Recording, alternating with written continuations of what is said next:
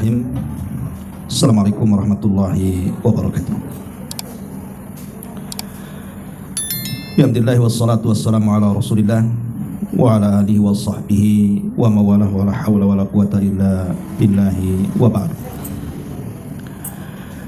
Alhamdulillah, segala puja dan puji hanya milik Allah Subhanahu wa ta'ala. Salawat dan juga salam kita hadiahkan kepada Rasul kita Nabi besar Muhammad sallallahu alaihi wa ala alihi wasallam. Alhamdulillah, di sore hari ini kembali kita bisa duduk di taman-taman surga, majelis ilmu, dan kita masih meneruskan pembahasan kitab dari kitab golongan orang yang selamat, dan kita masuk pada bagian yang ke-27 tentang kufur besar dan macam-macamnya. Maksudnya kufur besar di sini artinya kekufuran yang mengeluarkan pelakunya dari Islam. Karena ini berkaitan dengan masalah kekufuran keyakinan. Dan apa saja amalan-amalan atau perbuatan yang termasuk kufur akbar yang pelakunya tanpa sadar sudah keluar dari Islam ini. Dan tentu ini harus menjadi perhatian bagi kita, karena tidak selamanya orang yang mengucapkan kalimat syahadatu an la ilaha illallah Muhammadur Rasulullah tetap di atas keislamannya. Ada juga orang yang mengucapkan dua kalimat syahadat, rupanya dia melakukan kekufuran besar tanpa sadar, dia telah keluar dari Islam tapi masih mengaku Islam saja. Apa saja itu? Yang pertama di sini adalah kufur yang berkaitan dengan dusta atau kufur dusta. Baik, kita akan baca baru kita akan jelaskan. Yang pertama, kufur pendustaan. Apa itu? Mendustakan artinya tidak percaya dengan Al-Quran ataupun hadis Nabi SAW, atau mendustakan sebagian yang ada pada keduanya. Allah Subhanahu wa ta'ala berfirman di sini, "Wa man adlamu mimman iftara 'ala Allahi kadhiban aw kadzdzaba bil haqqi lamma ja'ahu alaysa fi jahannama mathwan lil kafirin." Dan siapakah orang yang lebih zalim daripada orang-orang yang mengada-adakan kedustaan terhadap Allah atau mendustakan yang telah benar adanya ketika datang kepadanya? Bukankah dalam jahanam itu ada tempat bagi orang-orang kafir? Al-Ankabut ayat 68. Kemudian Allah Subhanahu wa taala mengatakan, "Afatu'minuna bi ba'dil kitab wa takfuruna bi ba'din." Apakah kamu beriman kepada sebagian kitab, maksudnya Taurat, dan kufur terhadap sebagian lainnya? Al-Baqarah ayat 85. Baik. Ma'asyiral muslimin wal muslimat rahimani wa rahimakumullah.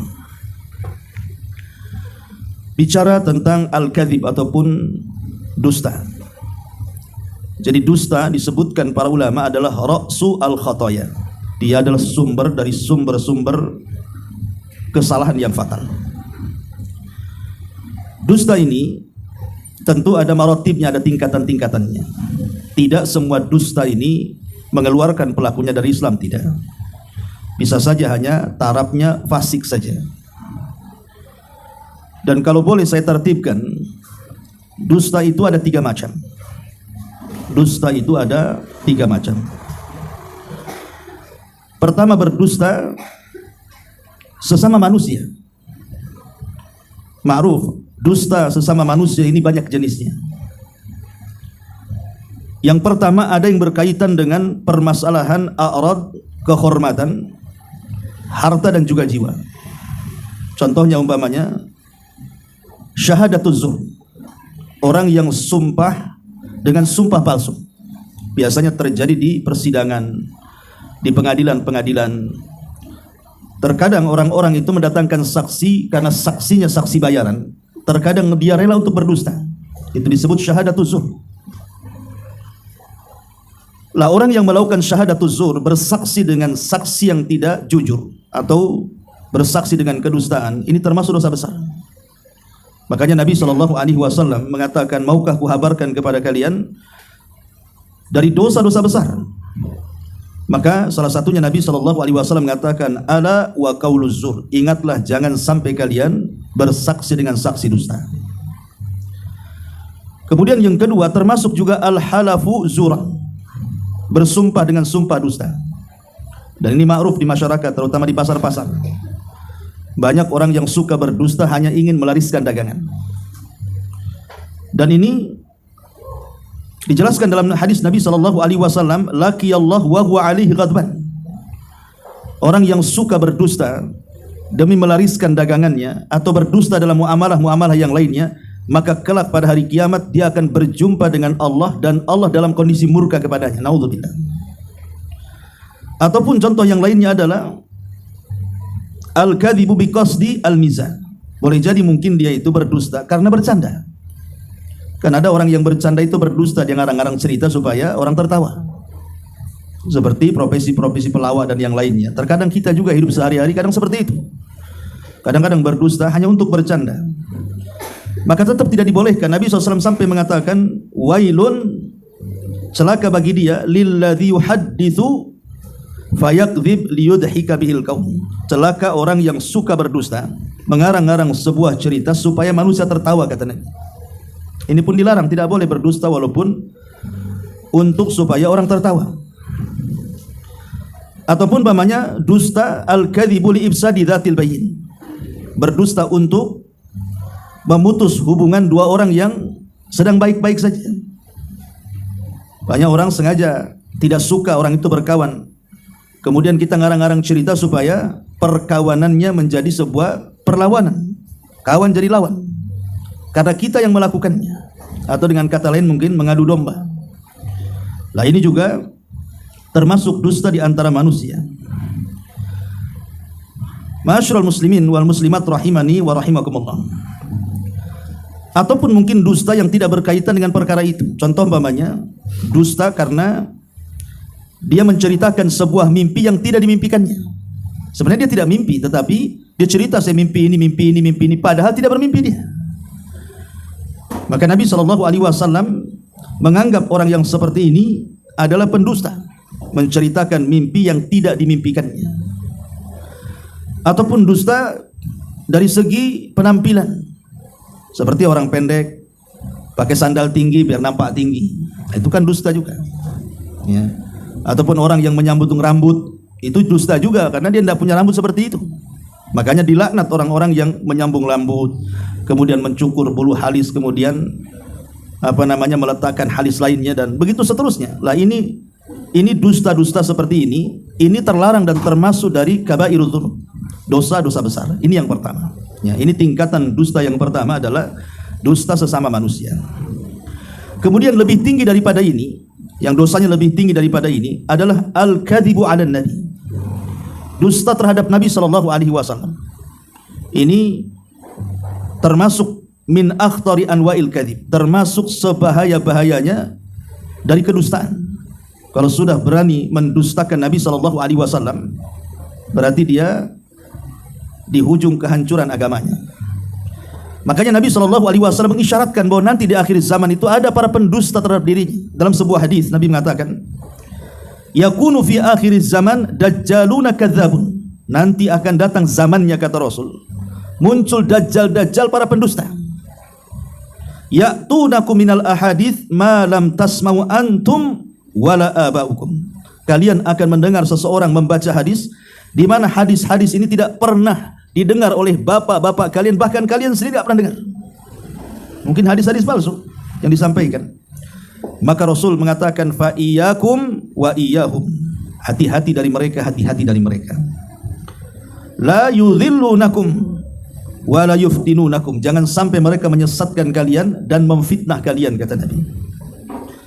Jadi orang yang berdusta atas Nabi SAW diancam oleh Nabi SAW dengan api neraka. Jadi tempat duduknya itu sudah disediakan di neraka. Kata Nabi SAW dalam sebuah hadis, kata Nabi, man kadzaba alayya muta'ammidan falyatabawwa maq'adahu minan nar. Barang siapa yang berdusta atas namaku, kata Rasul. Rasul tidak mengucapkan sesuatu, kita ucapkan. Kita nukilkan hadis-hadis palsu yang tidak pernah Nabi SAW sabdakan. Maka Rasul mengatakan, silahkan ambil tempat duduknya di neraka. Karena bahaya.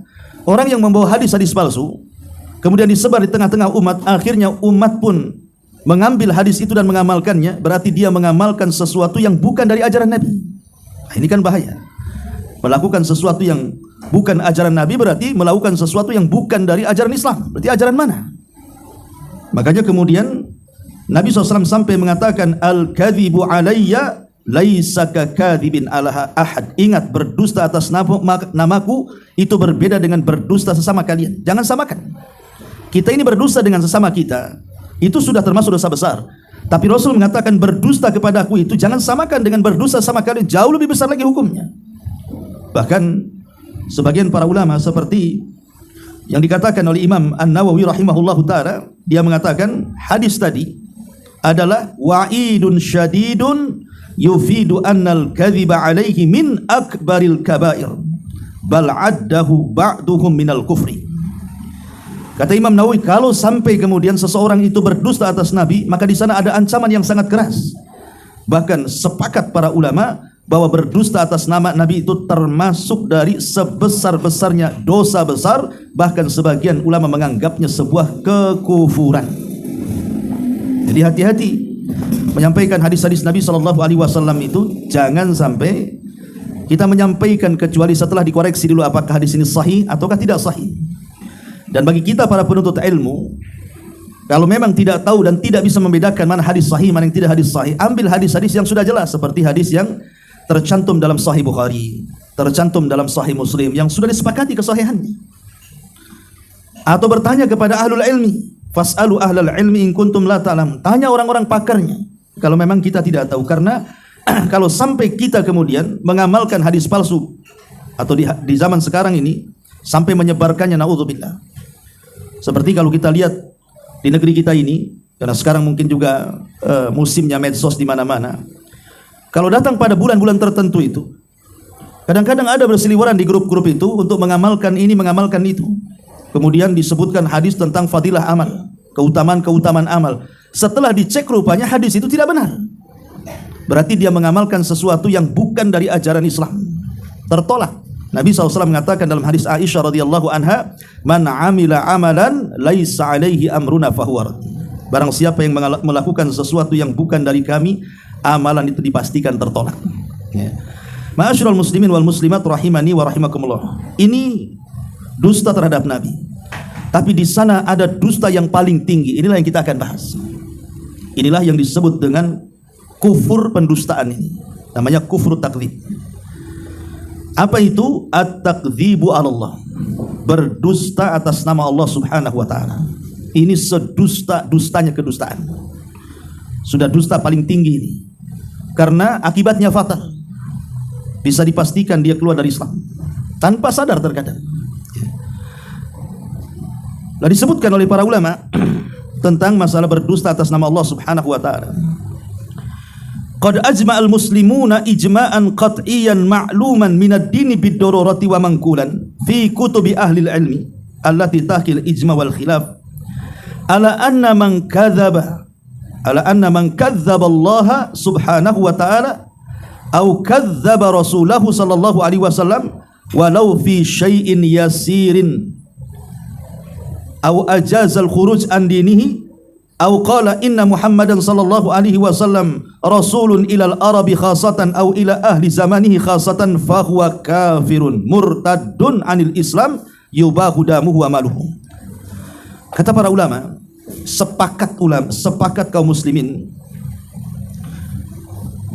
dan kesepakatan ini sesuatu yang qat'i dan sudah diketahui dan tidak ada kesamaran karena dinukilkan di banyak kitab-kitab para ulama yang menukilkan kesepakatan dan khilaf bahwa siapapun yang berdusta atas nama Allah atau atas nama Rasulullah SAW walaupun dalam perkara remeh, atau dia meyakini bolehnya keluar dari agama, atau mengatakan bahwa Muhammad itu Rasul khusus untuk orang Arab dan khusus pada zamannya saja, maka dia dinyatakan kafir murtad dari Islam, halal darah dan hartanya. Lihat di sini bahwa orang yang berdusta atas nama Allah, apalagi terang-terangan berdusta atas nama Allah, begitu juga dusta atas nama Rasul, ulama mengatakan dia terkeluar dari Islam. Lalu seperti apa orang-orang yang dianggap berdusta atas nama Allah Subhanahu wa taala ini? Ma'asyiral muslimin wal muslimat rahimani wa rahimakumullah. Pertama, ibadatu ghairillahi wasyirku billahi. Seseorang beribadah kepada selain Allah ataupun melakukan kesyirikan dengan Allah Azza wa Jalla. Jadi orang yang melakukan kesyirikan itu hakikatnya dia telah mendustakan tauhid. Hakikatnya dia telah mendustakan keesaan Allah Azza wa Jalla. Dan ini dusta terhadap Allah yang paling besar, melakukan kesyirikan. Dan kalau orang terjerumus kepada kesyirikan, dosanya tidak mungkin diampuni. Innallaha la yaghfiru an yushraka bihi wa yaghfiru ma duna dzalika liman yasha. Allah tidak akan mengampuni siapapun yang melakukan kesyirikan dengannya, dan Allah hanya mengampuni selain itu. Dan kesyirikan di masyarakat ini luar biasa hari ini. Bahkan dilakukan oleh orang-orang yang lisannya kadang-kadang setiap hari mengucapkan tahlil la ilaha illallah, tapi ucapan dan perbuatannya rupanya jatuh kepada kesyirikan. Contoh saja umpamanya orang yang yakin dengan tangkal-tangkal, dengan jimat-jimat, datang ke dukun, datang ke bomo, datang ke paranormal, datang ke tukang-tukang sihir dan begitu seterusnya. Lah ini terjadi di zaman sekarang. Apalagi dunia klinik seperti ini hampir merata di tengah-tengah masyarakat itu. Seperti orang yang buka warung ingin laris warungnya, datang ke dukun, kemudian meminta raja-raja, jimat-jimat ditempel di warung supaya laris gitu warungnya. Atau orang yang mencari jodoh datang ke dukun. Ada orang yang ingin naik pangkat dan jabatannya datang ke dukun, dan begitu seterusnya. Ini kan fenomena yang ma'ruf di masyarakat. Lah ini kesyirikan. Belum lagi orang-orang yang datang ke kuburan meminta-minta, datang ke pohon-pohon dan yang semacamnya meminta-minta atau berkorban kepada selain Allah. Lah ini semua kesyirikan, dan inilah sedusta-dusta kedustaan terhadap Allah Subhanahu wa taala. Ini yang pertama. Kemudian yang kedua, at-takdzibu bil Quran, mendustakan Al-Quran. Allah Subhanahu wa taala berfirman dalam surah Al-An'am ayat 20 dan 21, alladzina atainahumul kitaba ya'rifunahu kama ya'rifuna abna'ahum alladzina khasiru anfusahum fahum la yu'minun wa man adlamu mimman iftara 'ala Allahi kadhiba aw kadzdzaba bi ayatihi innahu la yuflihu zalim. Di sini Allah mengatakan wa man adlam, siapa lagi yang lebih zalim, mimman iftara 'ala Allahi kadhiba, dibandingkan orang yang mengada-adakan kedustaan terhadap Allah, aw kadzdzaba bi ayatihi, atau mendustakan ayat-ayatnya, mendustakan Al-Qur'an. Innahu la yuflihu zalim, orang-orang zalim itu selamanya tidak akan diberikan keberuntungan. Mendustakan Al-Quran ini tidak mesti satu Quran didustakan, tidak ya, tetapi walaupun hanya satu ayat didustakan, itu sama dengan mendustakan semua Quran tuh. Ingat ya, jadi mendustakan Quran itu bukan satu Quran didustakan baru dikatakan dia kufur, enggak. Satu ayat saja dalam Quran kita dustakan, itu sama dengan mendustakan semua Quran. Inilah yang kemudian disebutkan oleh pengarang menukilkan ayat surah Al-Baqarah 85 ini. Afatu'minuna bi ba'dil kitabi wa takfuruna bi ba'din. Apakah kamu hanya beriman sebagian kitab kemudian mengingkari sebagian yang lain? Oh, tidak bisa. Ya. Kita harus beriman secara keseluruhan. Tidak boleh kita ini parsial hanya beriman sebagian, walaupun hanya satu ayat saja itu sudah dianggap mendustakan satu Quran. Ma'asyiral muslimin wal muslimat rahimani wa rahimakumullah. Apalagi kalau sampai kemudian mendustakan semua Quran, lebih fatal lagi. Satu ayat saja dianggap mendustakan semua Quran. Bagaimana pula satu Quran didustakan? Dengan mengatakan bahwa Quran itu bukan wahyu, itu karangan-karangan fiktif, tidak ada asal muasalnya. Ini kan bahaya. Ya, mengatakan kitab suci fiktif umpamanya. Ini sama dengan mendustakan Al-Quran. Karena Al-Quran itu mukjizat Nabi SAW datang dari Allah sampai hari ini loh. Tidak ada orang yang sanggup merangkai seperti rangkaian Quran. Bagaimana mungkin kemudian Al-Quran itu rekayasa? Tulisan Nabi SAW sementara Nabi itu ummi, tidak bisa baca, tidak bisa menulis. Kalau mungkin Nabi SAW bisa baca, bisa menulis, boleh saja mungkin Rasul itu menyadu dari kitab-kitab sebelumnya. Tapi Rasul itu Rasulul Ummi. Jangan bicara tulisan, baca saja tak bisa. Menunjukkan bahwa Al-Quran itu datang dari Allah Subhanahu wa ta'ala. Makanya ada ayat yang mengatakan, seandainya Al-Quran itu lau kana min indi ghairillahi lawajadu fihi ikhtilafan katsira. Kalau Quran yang dibaca itu bukan datang dari Allah, tentu kita sudah melihat satu ayat dengan ayat yang lain itu pasti akan bertabrakan. Pasti ada kontradiktif satu ayat dengan yang lain. Tapi kan kita tidak melihat ayat sebanyak itu dari 30 juz itu bertentangan satu ayat dengan yang lain. Tidak ada. Dan ini menunjukkan bahwa memang dia adalah mukjizat datang dari Allah Subhanahu wa ta'ala untuk kemaslahatan hamba-hambanya. Ini yang kedua. Yang ketiga, tahrif kalamillahi azza wa jal, az-ziyadatu fi awin nuqsanu minhu. Mentahrif kalam Allah dengan cara menambah atau mengurangi. Disebutkan dalam ayat surah Al-Imran ayat 78. Wa inna minhum lafariqan yalwuna alsinatahum bil kitab litahsabuhu minal kitab wa ma huwa minal kitab wa yaquluna huwa min indillah wa ma huwa min indillah wa yaquluna 'alallahil kadhiba wa hum ya'lamun. Ada sebagian kelompok yang mereka memutar-mutar lisan mereka dengan Alkitab supaya mereka menganggap itu dari kitab, padahal bukan dari kitab. Dan mereka mengatakan ini datang dari Allah, padahal tidak datang dari Allah. Dan mereka telah berdusta atas nama Allah, sedangkan mereka sadar dan mengetahui. Jadi ketika kita katakan ini hukum datang dari Allah, setelah dicek di Quran tidak ada rupanya. Ya. Maka dengan mengada-adakan seperti itu, ini sama dengan mendustakan atas nama Allah Subhanahu wa ta'ala. Jadi bercerita tentang hukum-hukum tertentu, bahwa ada dalilnya dalam Quran, setelah dicek tidak ada pula dalam Quran. Maka ini juga dusta atas nama Allah Subhanahu wa ta'ala, ini bahaya. Mentahrif itu bahaya. Ya. Dan tahrif itu ada dua macam kan, ada segi lafadznya, ada segi maknanya. Segi lafadznya umpamanya dia mengurangi huruf dalam Al-Quran. Tetapi sehebat apapun orang hendak merusak Al-Quran dengan menghapus hurufnya atau satu dua hurufnya berpindah dari tempatnya, pasti diketahui. Kan sudah berapa kali itu ada orang yang mencoba merusak Al-Quran dengan menambah huruf, membuang huruf, mengganti huruf. Tetapi semua ketahuan. Kenapa? Karena Quran itu beda dengan kitab-kitab sebelumnya dari Injil, Taurat, dan Zabur. Kenapa? Karena Taurat, Injil, dan Zabur itu penjagaannya diserahkan oleh Allah kepada para ulama Bani Israel. Jadi manusia yang suruh jaga. Cuman ulama-ulama Bani Israel itu mereka tidak amanah. Akhirnya sebagian mereka merubah-rubah isi kitab. Tapi Al-Quran itu penjagaannya tidak diserahkan begitu saja kepada manusia, tapi Allah sendiri yang menjaganya. Makanya Allah Subhanahu wa ta'ala berfirman, inna nahnu nazzalna dzikra wa inna lahu lahafidun. Kami yang menurunkan Al-Quran, kami yang menjaganya. Jadi betul-betul Al-Quran itu dijaga. Jadi kalau di sebelah timur ada orang penyimpangan dalam Quran, pasti sebelah barat tahu. Karena Quran itu terjaga di Lauhil Mahfuz, kemudian terjaga di Baitul Uzza, dan terjaga di dada-dada kaum muslimin, dan terjaga dalam tulisan. Jadi luar biasa keotentikan Al-Quran itu secara lafaz tidak mungkin berubah. Apalagi Al-Quran itu akan mudah dihafal. Bahkan bukan hanya orang dewasa, anak kecil bisa hafal Quran. Anak-anak kecil, anak-anak belum balik pun bisa hafal Quran.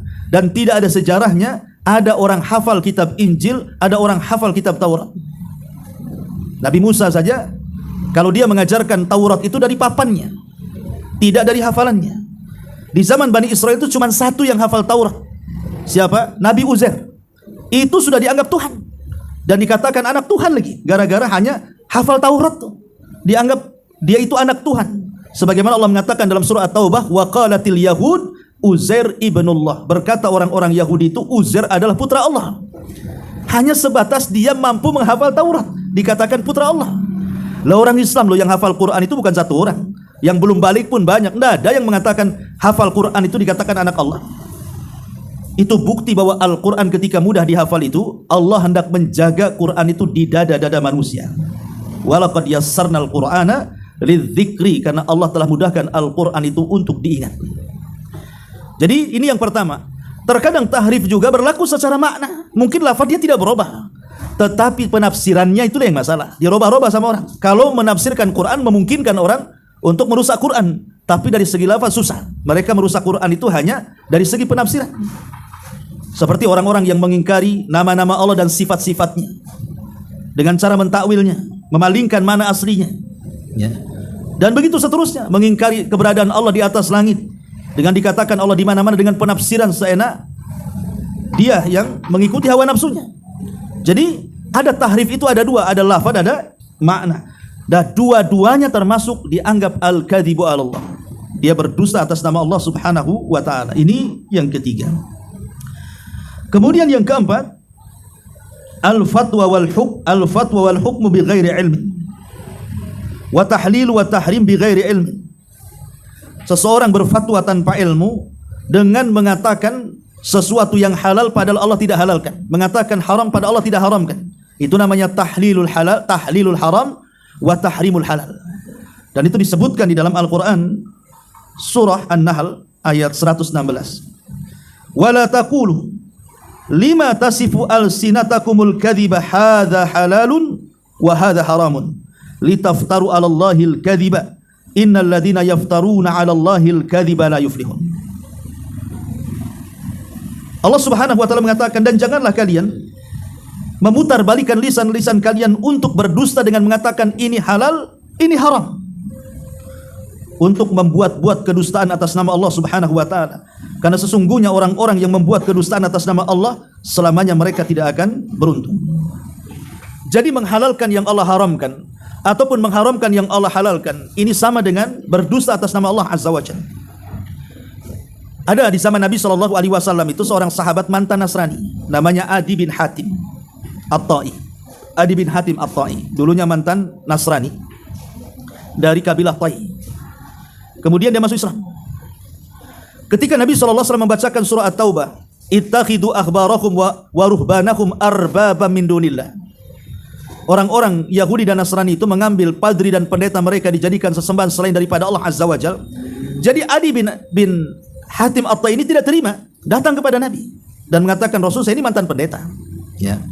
Tidak ada kok orang-orang Nasrani itu yang menyembah pendeta mereka. Maksudnya yang dipikirkan Adi itu disangka mungkin para kaumnya itu mungkin sujud kepada pendeta atau ruku kepada pendeta. Tidak ada, katanya Adi. Saya nggak pernah melihat kaum saya sujud dan ruku kepada saya. Kenapa kemudian ayat itu mengatakan bahwa orang-orang Yahudi Nasrani itu menjadikan pendeta dan padri mereka Tuhan? Maka Nabi mengatakan, wahai Adi, bukankah mereka apabila pendetanya menghalalkan, mereka halalkan, pada Allah haramkan. Apabila pendetanya mengatakan haram, mereka ikut mengharamkan, pada Allah halalkan. Kata Adi, ya, memang seperti itu. Maka Rasul mengatakan, fadzalika ibadatum. Itulah bagaimana mereka menjadikan pendeta itu sembahan karena mengikuti apa yang dihalalkan pendetanya dan apa yang diharamkan pendetanya tanpa melihat apakah Allah menghalalkan atau mengharamkan. Ini yang jadi masalah. Ya. Jadi bahaya, kita tidak boleh mengatakan ini halal, ini haram. Apalagi sampai kemudian menghalal-halalkan yang jelas haram. Seperti umpamanya Rasul mengatakan nanti di akhir zaman, sayastahilluna al-hirra wal harir wal khamra wal ma'azib. Kata Rasulullah SAW, sayakunu fi akhir zaman, akan datang zamannya orang-orang yang menghalalkan sutra, menghalalkan zina, menghalalkan khamr dan menghalalkan alat-alat musik.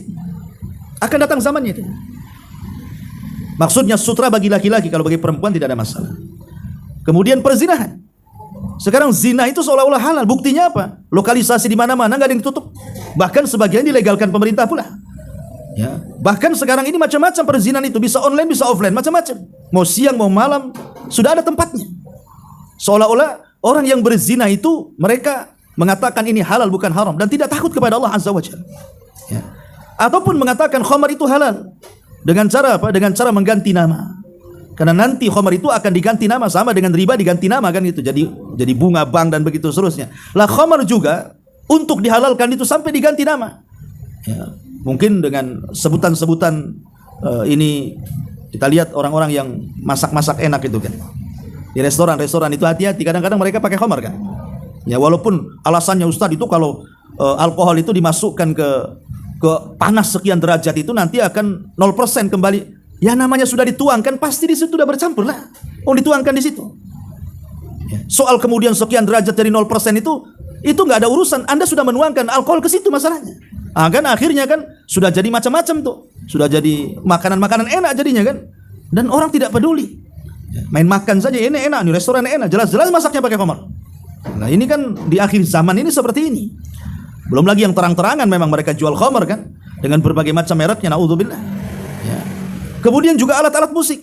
Sudah jelas sepakat ulama madhab itu dari Imam 4 Syafi'i, Maliki, Hambali dan juga Hanafi, haram hukumnya. Ya. Lah, di sini ketika kita kemudian menghalalkan yang Allah haramkan, maka ini salah satu bentuk dia telah berdusta atas nama Allah Subhanahu wa taala. Ini yang keempat. Kemudian yang kelima, termasuk juga minal kadhibi 'ala Allah iddi'a'u anna an-nabiyya sallallahu alaihi wasallam ra'a rabbahu lailatal Isra wal Mi'raj. Termasuk berdusta atas nama Allah berdasarkan hadis adalah ketika seseorang meyakini bahwa Rasul saat peristiwa Isra Mi'raj itu mampu melihat zat Allah Subhanahu wa taala. Ingat, tidak ada yang sanggup melihat zat Allah di dunia. Peristiwa Isra Mi'raj itu memang Nabi ke Sidratil Muntaha. Kita tidak ragukan kisah itu. Tapi ketika di Sidratil Muntaha apakah Nabi melihat Allah? Tidak. Apa kata Rasul dalam hadis yang sahih? Nurun inni ara. Aku hanya melihat cahaya. Jadi yang dilihat Rasul itu bukan zat Allah tapi tabirnya, karena Allah punya tabir, dan tabir Allah itu dalam riwayat nur, dalam riwayat nar, dalam riwayat cahaya, dalam riwayat api. Ya, jadi Rasul itu hanya melihat tabirnya. Jadi kalau orang kemudian muncul di zaman sekarang mampu melihat Allah di dunia, dustakan ucapannya. Karena Aisyah Ummul Mukminin radhiyallahu anha sampai mengatakan, "Man za'ama anna Muhammadan sallallahu alaihi wasallam ra'a rabbahu faqad a'dhama 'ala Allahil firyan." Siapa yang menyangka bahwa Nabi Muhammad melihat Allah dalam peristiwa Isra Mi'raj itu, maka dia telah berdusta atas nama Allah Subhanahu wa taala. Ya kan, dulu ada di Batam itu orang-orang yang kemudian mengaku mampu melihat Allah kan, tapi sudah ditangkap polisi waktu itu kan. Ya, jadi bayar 500.000, zaman itu kan besar 500.000 tuh. Ya, kalau ingin melihat Allah, datang kemari, bayar 500.000, saya akan perlihatkan kau Allah dalam jolang air katanya. Masukkan ke kamar, entah apa mantra-mantranya, dilihat di air itu. Ya ada yang kemudian kayak kena hipnotis. Ya saya melihat Allah. Entah dibayar suruh ngomong begitu supaya laris atau enggak, wallah alam kan. Mungkin orang-orang dia sendiri itu. Ya. Itu mungkin model marketnya seperti itu. Tapi walaupun dia melihat sesuatu dalam jolang itu, dipastikan bukan Allah. Bisa saja setan di situ. Yang dilihat dia itu setan, bukan Allah. Karena tidak ada orang yang sanggup melihat Allah sekelas Nabi Musa. Meminta melihat Allah Azza wa Jalla. Allah katakan, lantarani, engkau tidak bisa melihatku. Tetapi kata Allah, kalau engkau tetap ingin melihatku, lihat tuh gunung katanya. Gunung batu tuh. Gunung Bukit Tur tuh. Aku akan menampakkan diriku kepada gunung itu. Ketika Allah menampakkan zatnya kepada gunung itu, hancur gunung itu. Musa pun kaget kemudian pingsan. Setelah dia tersadar baru dia bertobat. Tubtu ilaika wa ana awalul muslimin. Ya Allah, aku bertobat kepadamu, aku enggak akan minta lagi katanya untuk melihat dirimu. Artinya sepakat kita orang Islam ahli sunnah itu Allah tidak bisa dilihat di dunia. Lalu kapan kita bisa melihat Allah? Nanti di akhirat. Karena itu bagian daripada kenikmatan Allah Azza wa Jal yang sangat besar, di mana orang-orang yang sudah masuk ke dalam sorga, di antara nikmat yang paling nikmat adalah bukan fasilitas sorga, tetapi ketika dia ditakdirkan mampu melihat Allah. Maka ketika kita memandang Allah, maka kenikmatan di sorga itu tidak ada apa-apanya. Itu sebuah nikmat yang sangat besar, dan itu nanti di akhirat. Ya. Jadi sekali lagi bahwa termasuk kedustaan kepada Allah adalah menganggap bahwa Rasul Sallallahu Alaihi Wasallam melihat Rabbnya. Apalagi kita pula yang mengaku melihat Rabb, lebih dusta lagi. Nabi saja nggak melihat, ya. Nabi Musa saja nggak bisa melihat. Ini yang kelima. Yang keenam, minal kadhibi 'ala Allah tashri'u amrin ma lam ya'dan bihillah. Termasuk berdusta kepada Allah itu membuat syariat-syariat yang tidak pernah diizinkan Allah. Allah mengatakan, am lahum syuraka syara'u lahum minad dini ma lam ya'dan bihillah. Apakah di sana ada sekutu-sekutu selainku, kata Allah, yang berani membuat syariat tanpa seizinku? Jadi orang-orang yang membuat syariat yang tidak disyariatkan Allah dan Rasulnya, dia telah berdusta atas nama Allah. Seperti orang-orang yang membuat-buat hal-hal yang baru dalam agama, ya, membuat-buat sesuatu yang tidak pernah ada perintah dalam Quran, dalam hadis Nabi Sallallahu Alaihi Wasallam. Kalau dia menciptakan ataupun melakukan dan mengamalkan, maka dia telah berdusta atas nama Allah karena membuat syariat yang tidak pernah disyariatkan. Nah, ini juga yang keenam, termasuk berdusta atas nama Allah Subhanahu wa taala.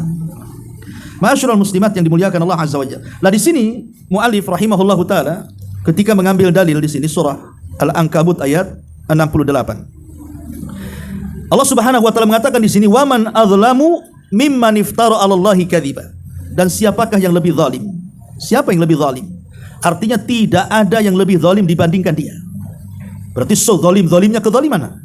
Ya, berarti itu zalim yang paling tinggi.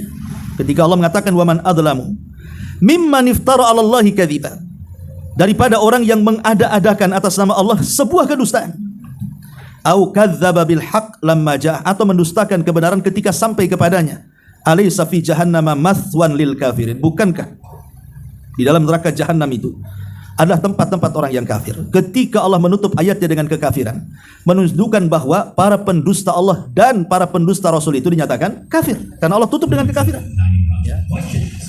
Ma'asyiral muslimin wal muslimat rahimani wa rahimakumullah. Taib. Setelah kita tahu tentang macam-macam kedustaan, sebelum kita tutup kita akan bahas apa akibat kedustaan dulu. Ya.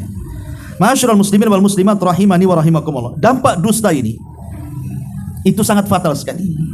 Pertama, dusta ini menghilangkan ketenangan.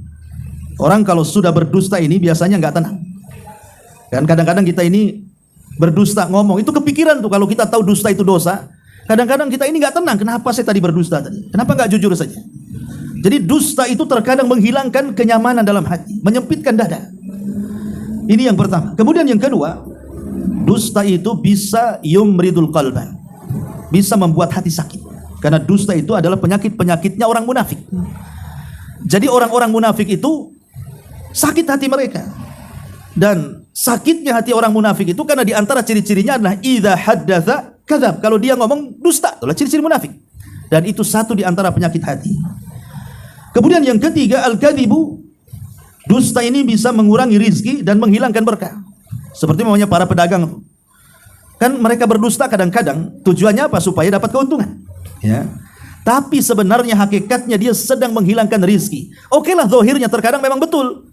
Nampak untungnya banyak. Tetapi banyaknya itu tidak ada berkah sama sekali. Seolah-olah tidak ada untungnya. Jadi dusta ini ingat, bisa menghilangkan rizki. Walaupun tidak hilang rizkinya, tapi berkahnya dicabut. Kemudian yang keempat, dusta juga penyebab jauhnya para malaikat kepada kita. Dan itu disebutkan dalam hadis Nabi SAW, idza kadzdzabal abdu taba'adal malaku anhu milan min natani ma ja'a bi. Subhanallah. Kata Nabi SAW, walaupun hadis ini sebenarnya melemahkan, apabila seorang hamba berdusta, malaikat akan menjauh darinya, dan malaikat menjauh karena baunya sangat busuk sekali. Coba malaikat mencium bau busuk para pendusta. Kalau seandainya bau ini nampak kepada kita, mungkin ketahuan tuh antara pendusta satu dengan yang lainnya kan. Kemudian juga yang kelima, dusta ini menyebabkan manusia bercerai-berai. Karena terkadang orang ini mengadu domba dengan dusta, akhirnya bercerai-berai, saling bermusuhan. Kemudian yang keenam, terhalangnya hidayah bagi orang yang berdusta itu. Karena Allah yang mengatakan, innallaha la yahdi man huwa musrifun kadzdzab. Allah tidak akan berikan hidayah kepada orang yang berlebihan lagi berdusta. Kemudian yang nomor 7, sebab jauhnya daripada rahmat. Kemudian yang nomor 8, dusta itu mengantarkan kepada kekejian, dan kekejian itu mengantarkan ke neraka. Iyyakum wal kadziba fa innal kadziba yahdi ilal fujur wal fujur yahdi ilan nar. Hati-hati jangan berdusta, karena dusta itu mengantarkan kepada kekejian, dan kekejian itu mengantarkan ke neraka. Dan banyak lagi ya. Kalau bicara tentang dampak madarat dusta ini di dunia, sekarang masuk kepada alam kubur. Ya. Disebutkan dalam sebuah hadis yang sahih yang dikeluarkan Bukhari Muslim dari hadis Abdullah bin Mas'ud radhiyallahu anhu. Ya. Jadi Nabi SAW sampai mengatakan, atau dari hadis Samurah ibn Jundub, Nabi pernah mengatakan, aku melihat pada malam ketika aku diisrakan. Jadi Rasul itu diperlihatkan neraka. Kata Nabi, fara'aitu rajulan, aku melihat ada seseorang yushakku shidkuhu, yang kemudian dimasukkan pisau di mulutnya, kemudian ditarik sampai tengkuknya. Kemudian setelah itu dimasukkan lagi pisau dari sebelah kirinya, kemudian ditarik lagi ke tengkuknya. Kemudian Rasulullah SAW mengatakan, mahadan, ada apa orang ini? Kenapa siksanya seperti itu? Sampai ditarik-tarik pisau ke mulutnya, sampai sobek ke sana kemari. Maka Rasulullah SAW mengatakan, itulah para pendusta yang dustanya itu hatta tablughal ufuk, hatta tablughal ufuk, sampai dustanya itu melayang sampai ke langit. Apa maknanya dustanya sampai ke langit? Di zaman dulu, kalau menyebar kedustaan itu sangat sulit sekali, karena kan modelnya dari mulut ke mulut, dari telinga ke telinga. Tapi di zaman sekarang menyebar kedustaan itu sangat mudah sekali lewat medsos itu. Kita membuat berita hoax, jangan hitungan jam, hitungan menit sudah tersebar ke seantero dunia tuh. Lah itu namanya dusta sampai melambung ke langit tuh. Menyebar kedustaan, akhirnya semua menjadi korbannya. Lah ini sangat mengkhawatirkan. Makanya hati-hati kalau kita copy paste, menyebar sebuah berita, menyebar sebuah makalah, cross check dulu, jangan main tulis, main copy paste, main sebar, pastikan kebenarannya. Karena kalau itu bagian dari berita hoax, maka kita masuk pada hadis ini. Ya. Ini cerita kubur. Bayangkan sudah disiksa dengan azab kubur. Kemudian di akhirat nanti Allah Subhanahu wa taala sampai berfirman dalam Al-Qur'an, "Wa man adzlamu mimman iftara 'ala Allahi kadziba." Siapa lagi yang lebih zalim daripada orang-orang yang membuat kedustaan? Ulaika yu'raduna 'ala rabbihim. Mereka lah orang-orang yang akan dipalingkan daripada Rabb mereka. Wa yaqulu al-ashhad, maka akan berkata al-ashhad, orang-orang yang menyaksikan, ya dari kalangan orang-orang yang beriman, dari kalangan para malaikat dan begitu seterusnya. Haula'il ladzina kadzdzabu 'ala rabbihim. Ingatlah mereka-mereka itulah para pendusta terhadap Rabb mereka. Ala la'natullahi 'alal zalimin. Ingatlah laknat Allah akan diberikan kepada orang zalim. Maksudnya begini. Jadi nanti pada hari kiamat ada orang-orang itu yang dihisab dengan hisab mudah. Dan sering saya jelaskan hisab mudah itu artinya Allah memanggil seseorang di halayak orang ramai, ya. Di halayak orang ramai kemudian Allah panggil seseorang. Kemudian Allah tutup orang ini dengan tabirnya sehingga manusia tidak melihatnya. Kemudian Allah mulai menampakkan dosa-dosanya dan mengatakan, "Bukankah ini dosamu?" Dia mengatakan, "Iya wahai Rabb." "Bukankah ini dosamu?" Dia mengatakan, "Ya Rabb." Tapi manusia tertutup dengan hijabnya. Kemudian ketika dia terus mengakui dosa-dosanya dan dia pun merasa bahwa dia akan hancur karena terlampau banyak dosanya, dia hampir melangkah ke neraka. Tiba-tiba dipanggil oleh Allah Azza wa Jalla dan mengatakan, "Ya fulan, dulu di dunia kututupi aibmu, sekarang di akhirat ku ampuni dosamu."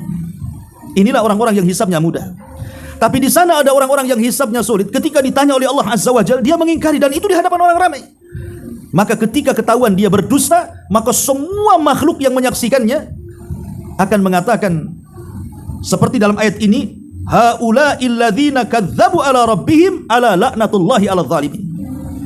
Lihat mereka para pendusta, itulah para pendusta terhadap Rabb mereka, dan laknat Allah bagi mereka, bagi orang-orang yang zalim. Jadi dicaci maki oleh seluruh manusia, seluruh malaikat yang ada di padang mahsyar itu. Nah, itu hukuman orang-orang yang berdusta. Ini secara umum ya, macam mana kalau dustanya itu bukan hanya kepada manusia, bukan hanya kepada nabi, tapi dustanya kepada Allah Subhanahu wa taala. Maka ini sedusta-dusta kedustaan, dan ini bagian daripada kekufuran, ya. Wallahu alam. Ini diantara poin pertama dari bab ke-27, kufur besar dan macam-macamnya. Tapi sebelum saya tutup, kalau ada yang bertanya silakan.